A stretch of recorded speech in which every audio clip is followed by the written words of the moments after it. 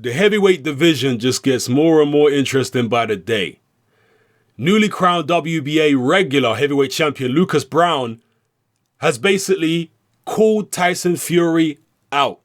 That's right. He's come out in the media and said that he'd be interested in a unification clash with Tyson Fury. And he says that Fury's chin would not be able to withstand his power.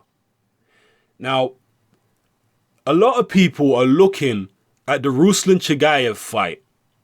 Maybe not a lot, but there's definitely a few that I've noticed online. They're looking at that fight and they're saying, you know what? Chagaev was well past his best. He's got decent power at the end of the day. He's a heavyweight, but really and truly, he's a fat cruiserweight. Even at his best, you look at Chagaev and you say to yourself, the guy could have made cruiserweight. He's only about 5'10", and he's never looked in particularly good condition. And obviously now he's over 240 pounds. So he's a fat cruiserweight, pushing 40, who has decent power, but he's never been a knockout artist at heavyweight. And yet he had Lucas Browne out on his feet several times and dropped him heavily. So is it just a question of whether or not Tyson Fury could take Lucas Browne's power? Is it not also a question of whether Lucas Browne could take Tyson Fury's power? Does Tyson Fury hit harder than Ruslan Chagaev? I think he definitely does. Again, Ruslan Chagaev is a talented fighter, but well past his best. Massively overweight. I think he would have been a beast of a cruiserweight if he could have had some discipline in his career and make that division limit. But nonetheless, as I've already just said, he was no knockout artist as a heavyweight. And I'm sure Tyson Fury, look at all the big fights he had. He wasn't dropping people and knocking people out in the big fights against the top quality opposition. I remember he even went 12 rounds with Matt Skelton of all people. Matt Skelton lasted 12 rounds with Chagaev, and if my memory serves me correctly, Matt Skelton didn't go down and wasn't even remotely close to being stopped in that fight. And that's against a prime Chagaev. Yet Browne was down and hurt on numerous occasions. So is there now a question mark over Browne's chin? A lot of people believe there is. And just to stay on the subject of Lucas Browne, look, I like the guy. I think he's, comes across as a nice person, in his interviews and whatever. But let's be real about the way he's being treated versus the way other fighters get treated. For example, imagine if Deontay Wilder had been in Lucas Browne's position and fought Ruslan Chagaev. A massively overweight 37 or 38-year-old guy coming to the end of his career who was never a knockout artist at heavyweight. Imagine if it was Wilder who gone in there and been hurt a bunch of times and dropped behind on points and come back to knock Chagaev out. Now we know that against Artur Szpilka, a lot of people feel he was behind on points. It was certainly, Szpilka was certainly having success, but he was never seriously hurt in the fight. He was never down. Nothing like that. And this is against Szpilka, a guy who is in shape. He might not be as skilled as Chagaev was in his prime, but Szpilka's certainly in much better shape than Chagaev. He's bigger than Chagaev, got a longer reach than Chagaev, moves much better on his feet than Chagaev.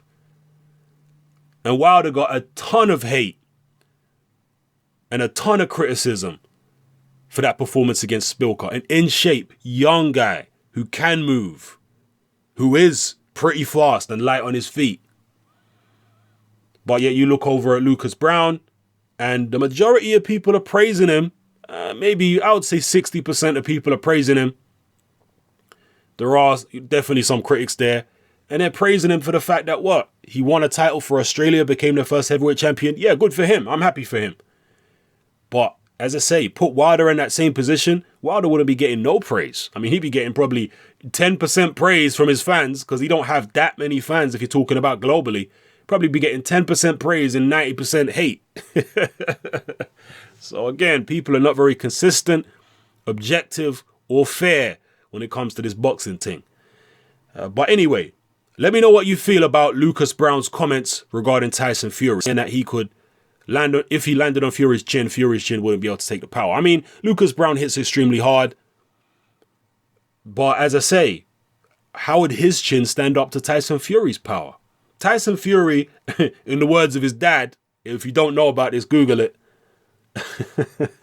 Tyson Fury is no feather duster, man. That's the best way I can put it. He's not a massive puncher, Fury, but he's a heavyweight. He's a big man, 250, 255, 260, whatever he weighs. If he hits you on the chin, it ain't going to tickle. So let me know what you feel about this, people. And maybe, obviously, Lucas Browne,